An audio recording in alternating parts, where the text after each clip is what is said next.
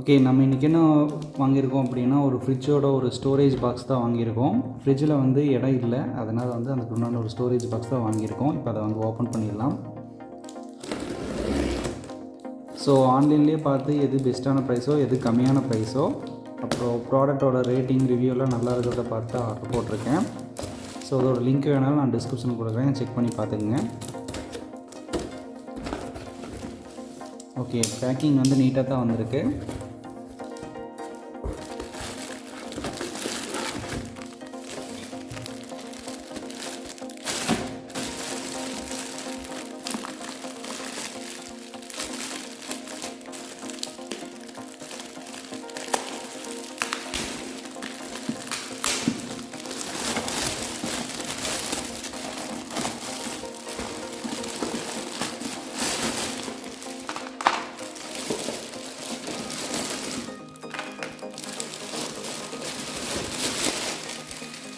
So இது டோட்டலாக பார்த்தீங்கன்னா 6 பாக்ஸ் வந்து போட்டிருந்தேன். ஸோ இங்கே பார்த்தீங்கன்னா உங்களுக்கு 6 பாக்ஸ் தெரியும்.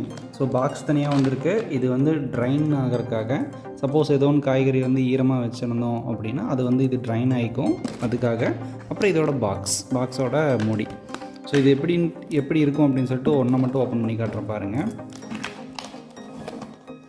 ஸோ இதுதான் பாக்ஸு. ஸோ இது வந்து கொஞ்சம் பெருசாகவே இருக்குது. இது வந்து இது பார்த்திங்கன்னா 1500 ml வரைக்கும் கெப்பாசிட்டி வந்து இருக்குது. ஸோ இது இப்படி எடுத்து வச்சுட்டு அப்புறம் இதுக்குள்ளே பார்த்திங்கன்னா இந்த மாதிரி வச்சுக்கணும். ஸோ இதுக்கப்புறம் பார்த்திங்கன்னா நம்ம இந்த மூடியை வந்து போட்டுக்கலாம். ஸோ இது வந்து ஒரு நல்ல லாக்காக வந்துருக்கு. அவ்வளோதான். சப்போஸ் நீங்கள் ஏதோ ஒன்று ஈரமாக வச்சுருந்தீங்க அப்படின்னாலும் இந்த ட்ரைன் ட்ரேயில் வந்து ட்ரைன் ஆகி கீழே தனியாக நின்றோம். ஸோ அதுக்கப்புறம் நீங்கள் வந்து யூஸ் பண்ணிக்கலாம். ஸோ இது வந்து நல்லா ஸ்ட்ராங்காக தான் இருக்குது. ஓகே, நம்மளுக்கு ஃப்ரிட்ஜில் வைக்கிறதுக்கு இதுவே வந்து போதுமானது தான். ஸோ இதோட லிங்க் வேணால் நான் டிஸ்கிரிப்ஷனில் வச்சு கொடுத்துருக்கேன், செக் பண்ணி பார்த்துக்குங்க.